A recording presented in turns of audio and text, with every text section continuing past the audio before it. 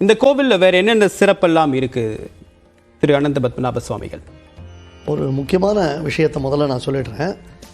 நம்ம பாரத பிரதமர் தற்பொழுது இந்த திருக்கோவில்களுக்கு விஜயம் செய்யக்கூடிய காட்சிகளை நீங்கள் பார்த்தீங்கன்னா, இந்த திருவரங்கம் மட்டும் இல்லை, நேற்று குருவாயூர் போயிருக்கார், அதுக்கு முன்னாடி பல கோவில்களுக்கு போயிருக்கார், காசி விஸ்வநாதர் கோவில்லாம்.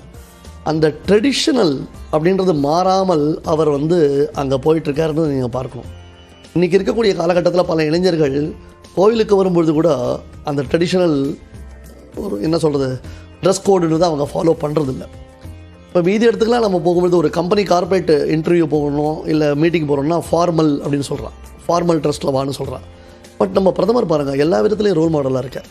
இப்போ நம்ம அசோக சக்கரவர்த்தி, ராஜராஜ சோழன், அப்புறம் கிருஷ்ணதேவராயர், விஜயநகர பேரரசு, சேர சோழ பாண்டியர்கள், இது போல் பல அரசர்களை பற்றி நம்ம வரலாற்றில் படிச்சிருக்கோம். அவர்களுடைய பண்புகளை பற்றி நம்ம படிச்சிருக்கோம்.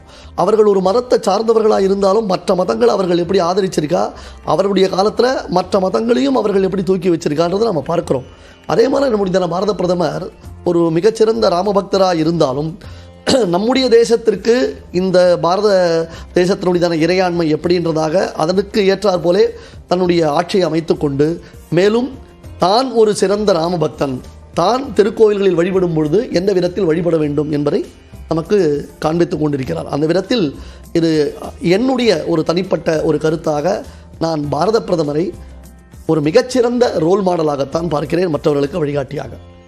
சரி, இப்போ திருவரங்கம் பெரிய கோவிலுடைய சிறப்புகளை நம்ம பார்க்கலாம். நடுவில் ஒரு கேள்வி இருக்கு. இவ்வளவு அந்த கோவிலுடைய நடைமுறைகளை முழுமையாக பின்பற்றார் அப்படின்னு பாராட்டுறீங்க. ஆனால் இந்து மதத்தில் இருக்கக்கூடிய ஒரு சில மூத்தவர்கள் அவர் பிரதிஷ்டை செய்வதற்கு சில மாற்று கருத்துக்களை சொல்கிறாங்க. எப்படி எடுத்துக்கிறது?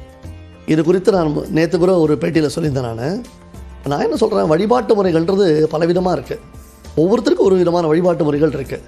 எனக்கு ஒரு ஆகம மூலமாக தான் வழிபாட்டு முறை இருக்குன்றதுக்காக மற்ற ஆகமங்களை நான் எல்லா வழிபாட்டு முறைகளை தவறு சொல்லக்கூடாது. இது முக்கியமாக நாம் புரிந்து கொள்ள வேண்டிய விஷயம். சார், நான் ஒன்று கேட்குறேன். இப்போ கண்ணப்ப நாயனார் முதலானவர்கள் சிவலிங்கத்தை வழிபட்டதை நாம் பார்க்குறோம். ராமாயணத்திலேயே ராமனை குஹன் முதலானவர்கள் வழிபட்டது, சபரி முதலானவர்கள் வழிபட்டதை நம்ம பெருமையாக பேசிட்டு இருக்கோம்.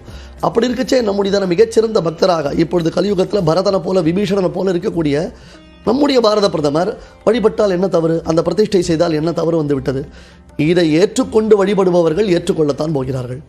இது வாண்டான்னு சொல்கிறவன் வாண்டாம். ஒன்றுமில்லை, ஒரு நவராத்திரி அன்னைக்கு நம்ம வீட்டில் கொலுபடி வைக்கிறோம், 10 சுவாமி சிலைகளை வைக்கிறோம். அந்த சுவாமி சிலைகளுக்கு நம்ம பூஜை புனஸ்காரம் பண்ணுறோம். அது என்ன பிரதிஷ்டையா? அது என்ன ஆகமமா? தினந்தோறும் விளக்கேற்றுறோம், தினந்தோறும் வழிபடுறோம், பண்ணலையா நம்ம? அதே மாதிரி தான் இந்த இடம் புண்ணிய பூமி. நான் நேற்றைய தினமே சொன்னேன், இது ஒரு புண்ணிய பூமி. இந்த பூமிக்கு பெருமை, இந்த மண்ணுக்கு பெருமை. அந்த மண்ணுக்கு பெருமை அளிப்பதை போன்று தான் அங்கே ஒரு ராம்லாலாவுடைய சிலை நிறுவப்படுகிறது. ஆகையாலே இது எல்லாத்துக்கும் நாம் நினைக்கிற ஆகமம் தான் வரணும் அப்படின்னு எதிர்பார்க்க வேண்டாம். அதனால் இதை ஒரு விரோதமாகவோ, இது சாஸ்திர சம்பிரதாயத்தை மீறிடுதான ஒரு காரியமாகவோ நம்ம பார்க்க வேண்டாம். அப்படி சொன்னோம்னா ராமபிரான் ஏழை பங்காளன், ஏழை ஏழ்மகன் கீழ்மகன், ஏழை ஏதலன் கீழ்மகன் என்னாது இறங்கின்னு குஹனுடன் நைவரானோம், பின்பு குன்று சூழ்வான் மகனுடன் அருவரானோம்னு அத்தனை பேர் கூட பழகின ராமபிரானுடைய பெருமைக்கு அது இழுக்காயிடும். அப்படி சொல்லக்கூடாது. இல்லை, சொல்கிறவங்க சாதாரணமான ஆட்கள் இருந்தால் பரவாயில்ல, ஒரு அரசியல் பின்புலம் கொண்டவர்களாக இருந்தால் பரவாயில்ல, கோடான கோடி மக்கள் அவங்களுடைய சொற்பொழிவுகளையோ அவங்களோட வழிகாட்டிலையோ ஃபாலோ பண்ணக்கூடிய நபர்கள், அவங்களுடைய கருத்து அப்படின்றது முக்கியத்துவம் பெறாதா? ஐயா, அவங்களுடையதான கருத்துக்களை நான் எதிர்க்கவில்லை. ஆனால் அவங்கள் திறத்திலும் நான் வைக்கக்கூடியதான ஒரு கோரிக்கை என்ன என்றால், இப்பொழுது கோடான கோடி மக்களுடைய நம்பிக்கையாக திகழும் இந்த நிகழ்வு நாம் அனைவரும் ஒன்றுபட்டு பாராட்டப்பட வேண்டிய ஒரு நிகழ்வு. முதலில் ஒரு மிகச்சிறந்த பக்தர் அவருடைய கைகளினாலே அங்கே ஒரு சிலை நிறுவப்படுகிறது என்னும் பொழுதே நாம் இத்தனை காலம் செய்த தவத்தின் பயனாக அது நமக்கு கிடைத்திருக்கிறது, பெறாத ஒரு பாக்கியம் கிடைத்திருக்கிறது. அதை ஒரு பாசிட்டிவ் ஆங்கிளில் நாம் பார்த்து கொண்டாடுவோம். முதல்ல அதை பண்ணுவோம். அந்த மூலஸ்தானத்தில் பிரதிஷ்டை என்பது நாம் நினைக்கக்கூடிய ஆகமமாக நாம் ஏற்க வேண்டாம். அதற்கு என்று ஒரு வழிபாட்டு முறையின்படி அது நடக்கப் போகிறது. அதனால் அதை எதிர்க்கக்கூடாது. சரி, நம்ம தொடர்ந்து ஒரு சிறிய இடைவேளைக்கு பிறகு பேசலாம். திரு சுமந்த், ஒரு சிறிய இடைவேளைக்கு பிறகு உங்கள்கிட்ட தொடரேன் நான்.